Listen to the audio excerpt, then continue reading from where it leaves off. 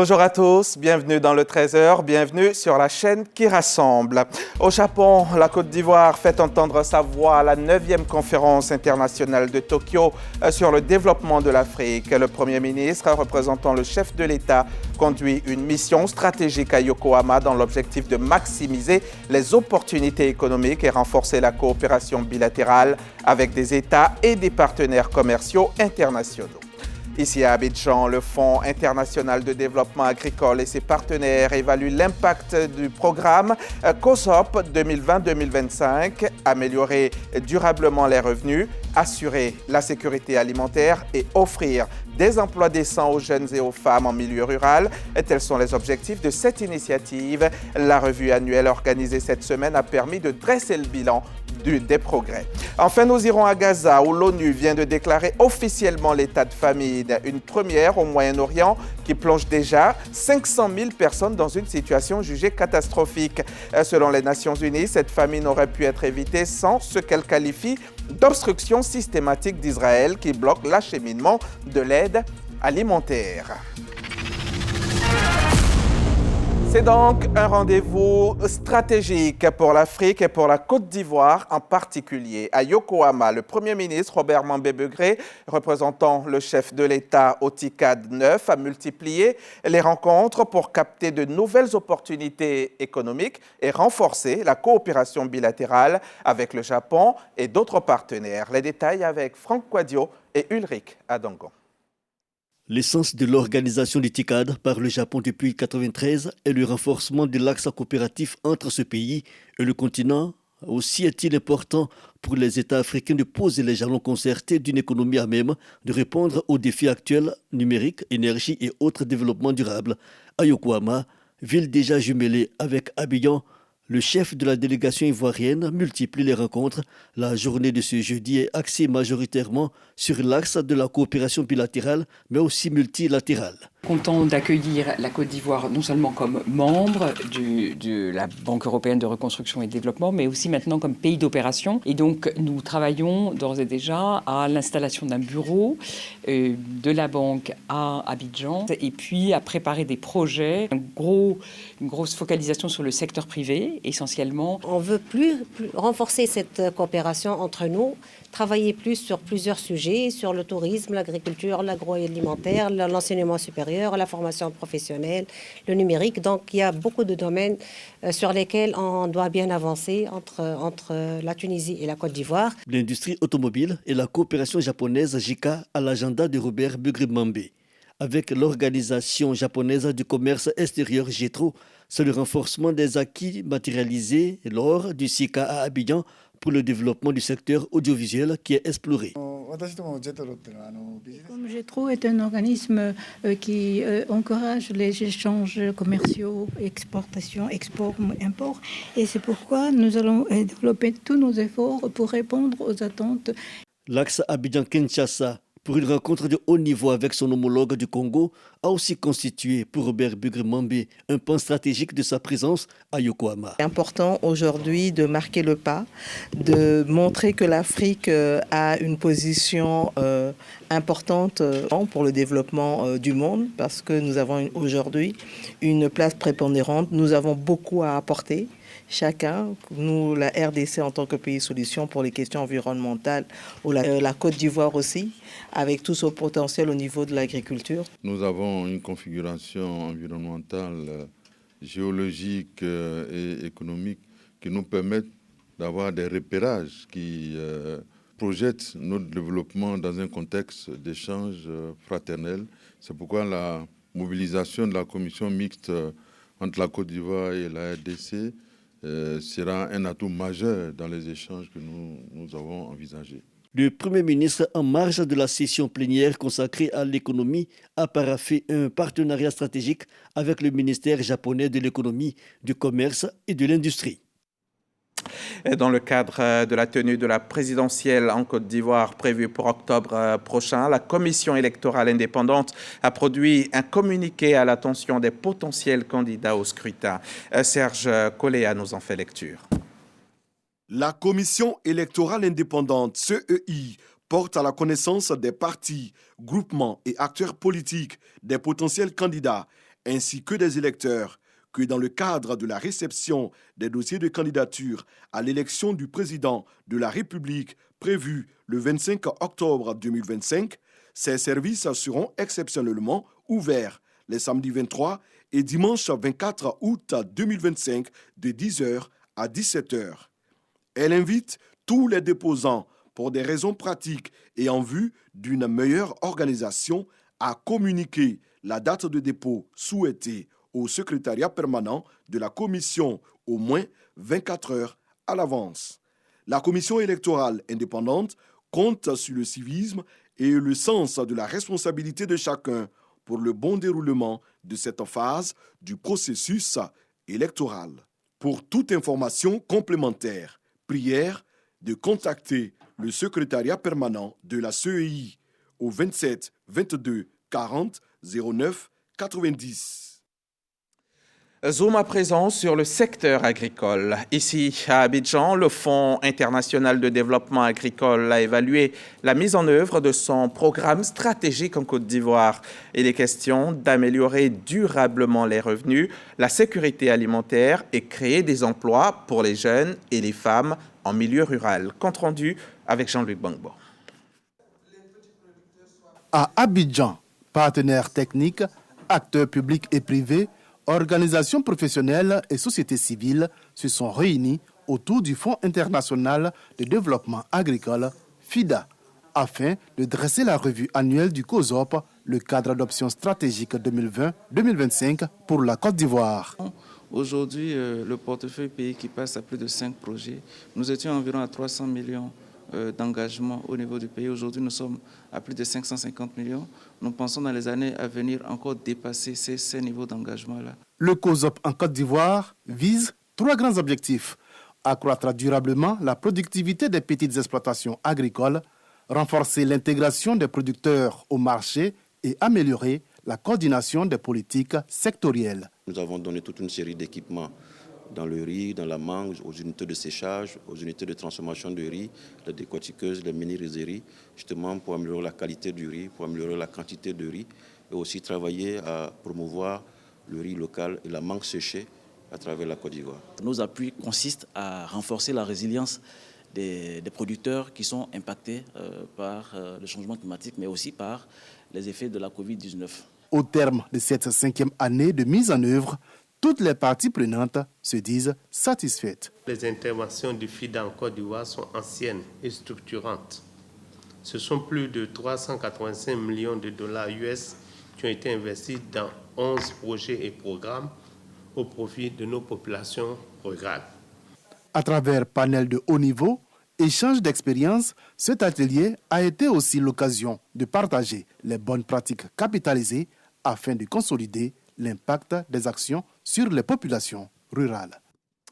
Après l'agriculture, parlons justice. Sans un cadre juridique solide et des mécanismes fiables de règlement des litiges, les investissements et partenariats peuvent difficilement prospérer.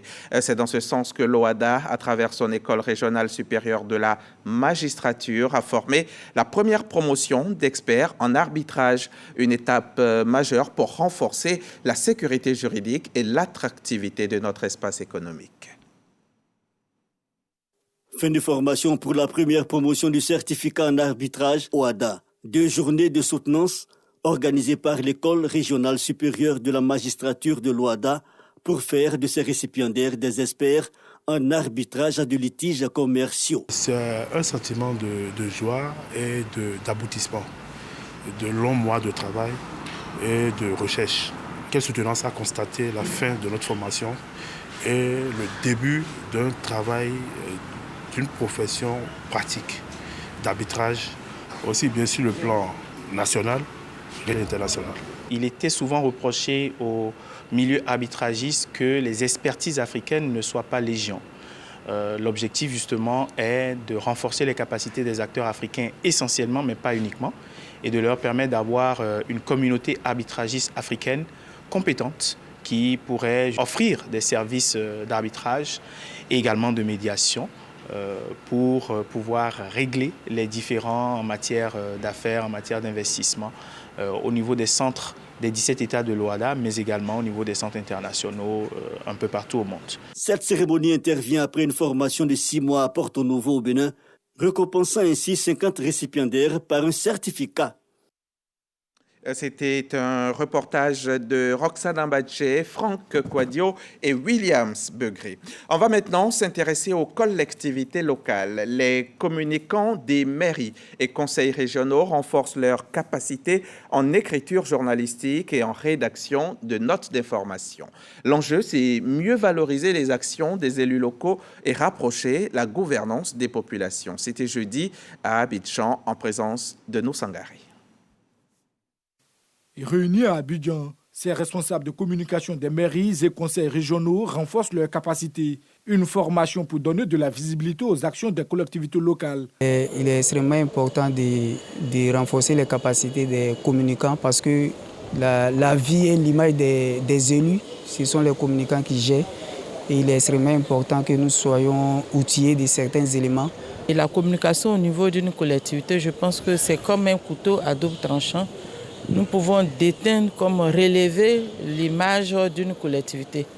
Donc, venir prendre cette formation, je pense que ça va nous aider. Technique d'écriture journalistique en environnement institutionnel, rédaction de notes d'information, maîtrise de la politique de décentralisation. Ce sont en autres modules abordés à ce renforcement des capacités. Nous estimons qu'une commune, une région qui communique bien est une région qui rapproche l'État, l'action publique du citoyen. Cette session est une initiative de la Direction générale de la décentralisation et du développement local. Son premier responsable, Fidel Yapi, en a fait une priorité pour accompagner les collectivités. Faire en sorte que ceux qui sont avec nous au niveau de la décentralisation puissent mieux maîtriser cet outil-là de développement local et faire en sorte que les informations qui doivent permettre de la promotion du développement local soient mieux compris et mieux véhiculés. Mieux formés, ces communicants deviennent désormais de véritables relais entre les collectivités et les populations pour une gouvernance locale plus proche des citoyens. De la communication locale à l'action sur le terrain, cap sur Yamoussoukro. 35 nouveaux policiers municipaux, dont 9 femmes, viennent de recevoir leurs épaulettes pour consolider l'autorité communale. Une cérémonie couplée à la célébration de l'excellence en milieu scolaire où 67 élèves ont été distingués. Reportage Kader Sogodogo de la station régionale RTI Boaké. Après plusieurs mois de formation sur les fondamentaux du maintien de l'ordre, la régulation de la circulation, la préservation de l'environnement et la médiation de proximité, 35 recrues de la police municipale de Yamoussoukro, dont 26 hommes et 9 femmes, reçoivent leurs épaulettes. Pour le maire de la commune, la police municipale joue un rôle important dans le maintien de l'ordre public, la sécurité des citoyens et participe au renflouement de la caisse de la commune. Pour renforcer cette dynamique, le conseil municipal poursuivra ses efforts à travers la pérennisation de cette journée afin d'en faire un symbole fort de notre ambition collective. Les participants expriment leur gratitude au conseil municipal et s'engagent à œuvrer pour l'essor de la commune de Yamoussoukro. L'honneur est vraiment pour nous de faire partie de la municipalité. C'est comme un rêve. Nous avons au cœur le devoir pour travailler, le devoir de porter haut le drapeau de notre pays, dans notre commune. Cette cérémonie est couplée à celle de la journée communale de célébration de l'excellence en milieu scolaire. Au cours de cette cérémonie, 67 élèves ont été honorés pour leurs bons résultats au cours de l'année scolaire écoulée. Nous sommes convaincus que l'éducation demeure le socle d'un développement durable, inclusif et équitable. Nos brillants élèves, vous êtes la fierté de Yamoussoukro, mais gardez à l'esprit que ce succès est un point de départ, un tremplin vers des horizons encore plus prometteurs. Nous tenons à remercier infiniment Monsieur le maire pour ses présents et nous promettons de poursuivre sur cette lancée. Chaque lauréat a reçu des prix composés de kits scolaires, une enveloppe avec du numéraire et un tableau d'honneur. Et la gouvernance, parlons-en encore, cette fois dans le domaine de la santé. L'INSP a accueilli le tout premier symposium ivoirien sur la gouvernance des données de santé. L'objectif, c'est fédérer un écosystème fiable autour de la sécurité des systèmes d'information médicale. Le rendez-vous a réuni chercheurs et praticiens sous le parrainage du ministère de la Santé. La question de la protection des données médicales est devenue un enjeu majeur de société. Elle est au cœur du premier symposium sur la gouvernance des données de santé, de la sécurité des systèmes d'information en santé. Cet événement rassemble chercheurs professionnels de santé, experts en cybersécurité, autour des mêmes défis garantis à la fois l'innovation numérique et la confiance des citoyens. Avec ce symposium-là, nous sommes en train de le décliner de façon sectorielle pour qu'on puisse donc bâtir aussi une stratégie de la gouvernance des données de santé. Renforcer la réglementation et l'éthique pour un usage encadré et respectueux des droits des patients et sensibiliser les professionnels et les citoyens sont entre autres les axes stratégiques de ce colloque. Le ministère en charge de la santé, avec l'appui de ses partenaires, a entrepris de renforcer le cadre réglementaire, les infrastructures et les compétences des acteurs de la santé, afin que chaque donnée de santé collectée, stockée et partagée soit protégée et mise au service de la qualité des soins, de la recherche et de la planification sanitaire. En clôturant cette conférence, les organisateurs annoncent leur volonté d'installer ce rendez-vous comme un forum annuel de réflexion et d'action. L'objectif étant de fédérer les systèmes autour d'une gouvernance partagée des données de santé, gage de sécurité, mais aussi de progrès médical. C'est un sujet signé Roxane Ambaché et Didier Nguessan. Dans le même registre sanitaire, focus sur la lutte contre les hépatites virales. À l'occasion de la 15e journée mondiale, le ministère de la Santé a annoncé son ambition de passer à une phase plus active de dépistage et de vaccination systématique des personnes à risque. Une avancée majeure dans la prévention. On en sait plus avec Yafolo de Zahana et Ange Kwasi. La ville de Divo a accueilli la célébration de la 15e journée mondiale de lutte contre les hépatites virales. Au cours de cette cérémonie, il a été souligné que les hépatites virales sont des maladies transmises par 5 virus, dont 2 A et E qui prospèrent par l'insalubrité et se transmettent à partir des selles des patients. Les 3 autres B, C et D sont transmises à partir du sang, des rapports sexuels non protégés, la salive et la transmission mère-enfant. C'est le message lancé par le coordonnateur national du programme de lutte contre les hépatites virales, le professeur Ala Kwadio Emile. Quand on fait une hépatite aiguë, il y a des choses qu'il ne faut pas faire. Il faut éviter de consommer l'alcool parce que l'alcool entraîne aussi ce qu'on appelle des hépatites alcooliques. Quand on a une hépatite virale, il faut éviter les autres hépatites, notamment les hépatites provoquées par l'alcool. Pour lutter contre ces virus, le ministère de la Santé veut passer à une phase de dépistage et de vaccination systématique des personnes à risque. Une opération de dépistage de cette maladie a été faite en marge de cette célébration qui s'est tenue dans la cour de la mairie de Divo. De la santé, allons vers l'emploi. À Boaké, dans le Béquet, le conseil municipal a encouragé les élèves et étudiants à s'orienter vers des filières porteuses comme l'aviation et le tourisme. Une ouverture sur l'avenir pour des jeunes désormais diplômés de l'Institut spécialisé. On va sur place avec nos reporters Gervais Kwasi et Charles Tato. Cette cohorte d'étudiants représente la première promotion de l'Institut supérieur pour les techniques de l'aviation et du tourisme ISTAT de Boaké. Au nombre de 200, ces néo-diplômés ont reçu leur parchemin des mains des autorités locales de Boaké avec à leur tête le maire de la commune, Amadou Koné, par ailleurs, ministre des Transports. Devant parents, amis, connaissances et convives, les nouveaux techniciens supérieurs de l'aviation et du tourisme, prêts à affronter la vie professionnelle, se sont félicités de la formation reçue. Le ministre rassure ses filleuls de ce que plusieurs opportunités s'offrent à eux avec la vision du gouvernement qui entend faire de la Côte d'Ivoire un hub touristique avec les aéroports de l'intérieur qui seront rénovés. Amadou Koné a aussi invité les étudiants sortis des universités et grandes écoles à la culture entrepreneuriale, soutenant que les entreprises ne peuvent en aucun cas absorber le flux de nouveaux diplômés. Et parlant toujours de jeunesse, je vous emmène à Kani, dans le Ourodougou. Sur place, le ministre délégué Adji Silas Metch a partagé des instants de fraternité avec les jeunes lors d'un tournoi sportif et de l'investiture du président communal de la jeunesse. Un moment fort pour réaffirmer la cohésion, le vivre ensemble et annoncer un futur centre sportif. Une fois, deux fois, et la troisième fois, il s'installe. Adama Meïté est investi président de la jeunesse communale de Kani. Interface entre la jeunesse et les autorités administratives de Kani, il a également pour mission de veiller à la paix, l'union et la cohésion entre les jeunes de cette circonscription. C'est donc un honneur pour nous.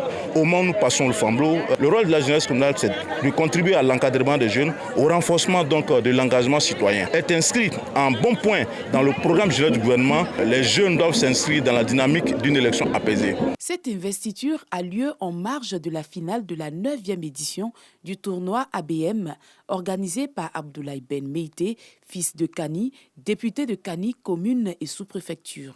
Sur 9 éditions, la jeunesse de Kani a compris que seule l'unité peut permettre effectivement un meilleur développement.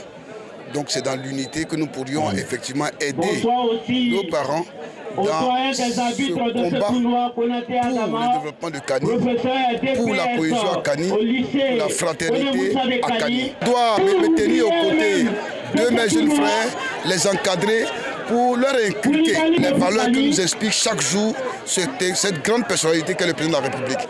Une double cérémonie de haute portée sociale, alliant cohésion sociale, union et fraternité à travers la culture et le sport. Des valeurs qu'apprécie le parrain de la cérémonie, le ministre Adji Silas Metch. Il exhorte les jeunes à rester mobilisés pour une élection présidentielle apaisée. Le message, c'est d'abord d'appeler les jeunes à beaucoup plus de responsabilités. Il faut mettre véritablement à contribution sa jeunesse pour ne pas regretter dans les vieux jours. Ensuite, les jeunes sont l'avenir de ce pays. Donc, appeler leur attention sur la nécessité d'éviter des actes de violence, d'éviter de perdre le temps et d'avancer sereinement en étant utile à la société, en étant utile à eux-mêmes et à leur pays. La 9e édition du tournoi ABM, doté du trophée Alassane Ouattara, a réuni 18 équipes venues des différents villages. Les 4 meilleures équipes ont reçu chacune une enveloppe et le tournoi a été remporté par l'équipe de Makani. Depuis Kani, c'était le reportage d'Astou Touré et Issa Dombele. Le sport comme facteur de cohésion, c'est aussi l'esprit de la Coupe Dominique Ouattara. La 16e édition a été officiellement lancée à Thiébissou avec 12 équipes en lice. Un tournoi qui dépasse le cadre sportif pour devenir une véritable plateforme d'épanouissement pour les enfants et adolescents. On va à Thiébissou avec Jean-Marc Djadji. La 16e édition du tournoi Dominique Ouattara a été officiellement lancée au stade Lambert Kouassi au nom de Thiébissou en présence des autorités, cadres et élus locaux ainsi que les populations mobilisées sous le signe de la fraternité et du vivre ensemble. Sur le terrain, l'affiche inaugurale a opposé l'équipe de Sakassou en blanc et la formation locale de Kafoud, espoir de Thiébissou. Devant un public enthousiaste, les deux équipes ont offert un spectacle plaisant. Un duel engagé, dominé finalement par les visiteurs qui l'emportent 1-0. Mais au-delà du résultat, l'esprit de ce tournoi reste intact. Offrir aux enfants de 7 à 15 ans une véritable école de vie où se mêlent passion du sport, fraternité et convivialité. Le football, le sport de façon générale, est un vecteur de cohésion, un vecteur de rassemblement. Et il est bon que nous cultivons ces valeurs-là. Les enfants qui ont été cooptés pour ce match ont bien compris le message et ils jouent au football avec beaucoup de fair play, avec beaucoup de tolérance, avec beaucoup de passion. À Thiébissou, 12 équipes locales sont engagées dans la compétition, pendant que 74 autres localités du pays vibrent au rythme de cette initiative portée par la Fondation Children of Africa depuis 2008. Un tournoi devenu au fil des années un rendez-vous sportif incontournable destiné à renforcer la cohésion sociale tout en offrant à la jeunesse un cadre sain d'épanouissement pendant les vacances scolaires. Ouvrons maintenant la page internationale. L'ONU a officiellement déclaré la famine à Gaza, la première au Moyen-Orient. Plus de 500 000 personnes sont en situation catastrophique. Une crise que l'organisation estime évitable sans l'obstruction d'Israël. Alors que la nourriture stagne aux frontières, l'ONU alerte sur une extension de la famine d'ici septembre. Une tragédie humanitaire qui secoue la communauté internationale. Et tout de suite, place au sport. Samuel Metch, il est avec nous. Samuel Metch nous a rejoint pour le journal des sports. Bonjour Samuel. Bonjour Hamza. On va donc y aller tout de suite avec l'actualité sportive. Et pour ce vendredi, Afro-basket masculin en Angola. La 3e étoile, malheureusement, pour la Côte d'Ivoire, ne sera pas pour cette année. Les éléphants de Solo Diabaté ont été freinés par le Mali. Effectivement, Hamza Diaby, fin de parcours pour nos éléphants basketteurs qui ont subi face aux Maliens la loi et la rigueur du sport. C'était en quart de finale. Patrick Dadier et Hervé Imbois reviennent sur ce parcours. Tous les signaux étaient ouverts pour une victoire des éléphants face aux aigles du Mali. Dans ce duel sous-régional entre Ivoiriens et Maliens en quart de finale de la 31e édition de l'Afro-basketball masculin, Souleymane Diabaté et ses amis ont eu 2 opportunités clés. D'abord, la Côte d'Ivoire a mené les débats au 3e quart-temps avec 12 points d'écart et le coach manqué dans le money time avant les prolongations, alors que le score était de 90-90. J'ai tellement bien voulu remporter cette partie des quarts de finale. Nous nous sommes donnés à fond, mais la chance a souri au Mali. C'est une note de défaite, mais pas une note de tristesse. C'est la loi du sport. On ne gagne pas toujours. Il faut qu'ils se remettent en cause pour aborder les autres éditions avec beaucoup plus de sérénité. Si l'aventure pour les éléphants s'arrête ici, à ce stade de la compétition, qu'en est-il pour le sélectionneur espagnol en fin de contrat? Ce n'est pas moi qui prends la décision, c'est la fédération. À la fin de journée, on a fait ce qu'on devait faire. Tout reste à la main de la fédération. Je suis content avec l'équipe nationale, je suis content de remercier la Côte d'Ivoire. À la fin, c'est la fédération qui prend la décision. Vainqueur des éléphants 102-96, les Aigles du Mali affronteront samedi 23 août le Sénégal en demi-finale qui a eu raison du Nigeria, 91-75. Qu'est-ce qui n'a pas marché, Samuel Metch? On était pourtant plein d'espoir. Nos éléphants ont-ils commis des erreurs? Quelques petites erreurs quand même qui ne pardonnent pas à ce stade de la compétition. Hamza Diaby, à 9 secondes de la fin du match, les éléphants ont été quelque peu déconcentrés et naturellement la star malienne, Aliou Fadiala Diarra, avec 35 points inscrits et puis 16 rebonds, a su faire... on dira mordre la poussière à nos éléphants. Voici quelques petites erreurs. Et puis, dans notre temps de possession également, au moment où il fallait marquer, le jeune Lionel Nathan a préféré faire un smash. Finalement, ce ballon n'est pas entré. Et voici donc les quelques petites erreurs qui nous font rater de peu le passage en demi-finale. Niveau adresse au shoot également, on a été quelque peu maladroit. La malchance, nous a permis également de ne pas véritablement avoir des points assez essentiels pour remporter ce match. Lot de consolation pour les Ivoiriens tout de même, les Éléphantos U16 en football. Nous sommes, eux sont les grands vainqueurs du tournoi des Jeux africains scolaires après avoir battu l'Algérie. Et oui, pour saluer d'ailleurs leur belle performance, le président de la Fédération ivoirienne de football, Yacine Idriss Diallo, a reçu nos jeunes héros du championnat scolaire. Henri Joël Bois nous en donne les détails. Vainqueurs du tournoi des Jeux africains organisés du 26 juillet au 5 août en Algérie, les éléphantos scolaires ont été reçus ce mardi 19 août au siège de la Fédération ivoirienne de football par le président Idriss Diallo et quelques membres de son comité exécutif. Les jeunes de la sélection nationale scolaire ont présenté la médaille d'or remportée à la première édition des Jeux africains scolaires face à l'Algérie, pays organisateur, lors de la séance des tirs au but. Mais cette compétition pour nous n'est qu'une étape.